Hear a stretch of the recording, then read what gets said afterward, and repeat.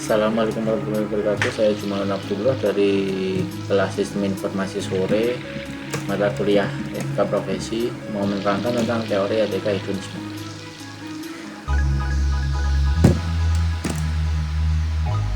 Etika, dari awal kita menerangkan tentang etika dahulu. Etika yang dipahami secara umum adalah sebuah aturan atau norma tingkah laku yang dilakukan seseorang yang bersifat universal, yang mempengaruhi kehidupan manusia, baik dirinya sendiri, hubungan dengan orang lain, dan lingkungan.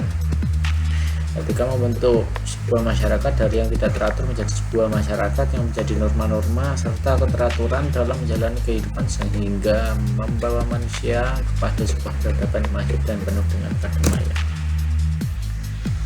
Lalu kita lanjut dengan apa itu etika hedonisme. Di sini dari kata hedonisme itu berasal dari kata hedon nih. Berasal dari kata Yunani yang berarti kesenangan, kenikmatan, kepuasan. Dengan demikian, maka hedonisme adalah pandangan hidup yang menganggap bahwa kesenangan dan kenikmatan materi adalah tujuan utama dari hidup.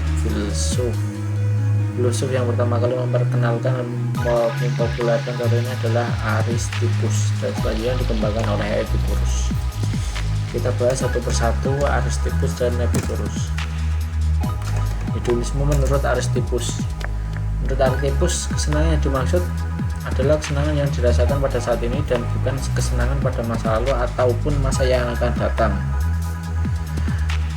Akan tetapi kesenangan itu bukan tidak ada batasnya. Menurut Aristippus, perlu adanya pengendalian diri dalam mencari kesenangan. Pengendalian diri tersebut bukan berarti meninggalkan kesenangan, akan tetapi bagaimana kesenangan tersebut dipergunakan dengan baik oleh manusia, dan bukannya manusia yang malah dipergunakan oleh kesenangan sendiri. Kesenangan itu pula harus yang mudah didapatkan oleh manusia, tidak perlu mencari yang susah payah dan bekerja keras untuk mendapatkan kesenangan. Dengan demikian bisa kita lihat bahwa kesenangan disampaikan oleh Aristippus ini bersifat badani, aktual, dan individual. Lalu kita lanjut dengan Epicurus. Pandangan dari Epicurus tentang kesenangan lebih luas daripada Aristippus. Epicurus berpendapat bahwa memang kesenangan hakiki bersifat badani, akan tetapi Epicurus juga mengakui bahwa ada kesenangan yang melebihi tahap badani, dan Epicurus juga memaknai kesenangan dengan lebih menyeluruh, baik itu kesenangan masa lampau, masa kini, maupun masa yang akan datang. Epicurus membedakan 3 macam keinginan, yaitu alamiah seperti makanan, keinginan alamiah yang tidak perlu seperti makanan yang enak, dan keinginan yang sia-sia seperti kekayaan. Dari kedua filsuf di atas, maka kita bisa melihat bahwa pandangan tentang hedonisme ini sangat bersifat individual, walaupun tujuan pertamanya untuk kebahagiaan seluruh umat manusia.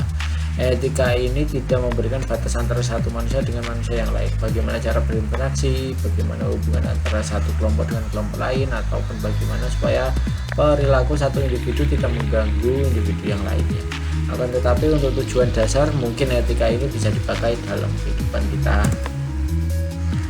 Maka kiranya kata hedonisme itu menjadi sesuatu yang sangat negatif dan tidak mendukung manusia dalam mencapai kebahagiaannya. Mungkin hal ini benar dalam kasus tertentu.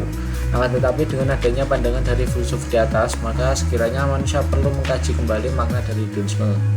Karena sebagaimana yang disampaikan oleh Epicurus bahwa kebahagiaan itu tidak hanya bersifat jasmani, akan tetapi bersifat batin juga. Apalagi kita dianjurkan oleh Epicurus untuk hidup secara sederhana. Dengan adanya pengkajian yang baik tentang hedonisme serta kesadaran manusia yang secara umum, maka makna dari hedonisme bisa kita lihat secara positif demi tercapainya tujuan umat manusia, yaitu kebahagiaan. Sekian dari saya, terima kasih.